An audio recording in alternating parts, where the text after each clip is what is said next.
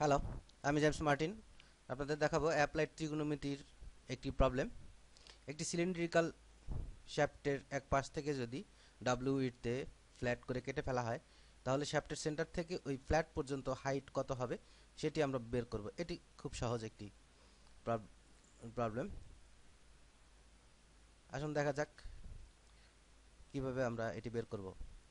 D শ্যাফটের diameter, W উইডথে এটিকে একদিক থেকে ফ্ল্যাট করে কেটে ফেলা হয়েছে। এখন আমরা যদি ওই ফ্ল্যাটের সেন্টার থেকে শ্যাফটের সেন্টার বরাবর একটি লাইন ড্র করি, ভার্টিক্যাল লাইন, তাহলে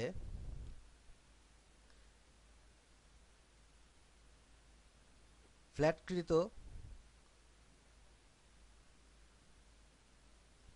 সারফেসের এন্ড থেকে শ্যাফটের সেন্টার পর্যন্ত একটি লাইন ড্র করলে এ বি সি একটি ত্রিভুজ তৈরি হবে, এবং এর বিপরীতে যদি আরেকটি ত্রিভুজ করি তাহলে ইবিসি একটি ত্রিভুজ তৈরি হবে।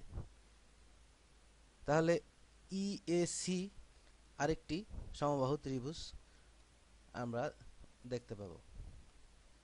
এখানে এ বি সি ত্রিভুজটি থেকে আমরা বের করতে পারবো এই হাইটটি কত।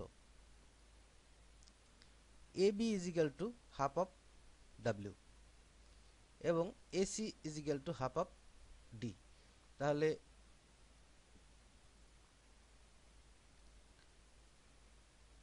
আমাদের বের করতে হবে বিসি ইজ ইকাল টু কত।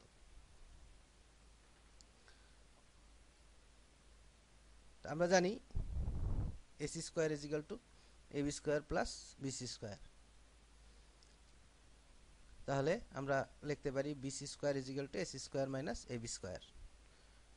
BC square is equal to 25 square minus 12.5 square is equal to 625 minus 156.2 is equal to 468.7 root over 468.7 is equal to 21.65 millimetre. এখন আমাদের h is equal to BC is equal to 21.64। এটি খুব সহজ। আমরা এখান থেকে যদি 25 উইডথ দেই এবং ডায়ামিটার 50 দেই, তাহলে ক্যালকুলেট দিলে 21.65।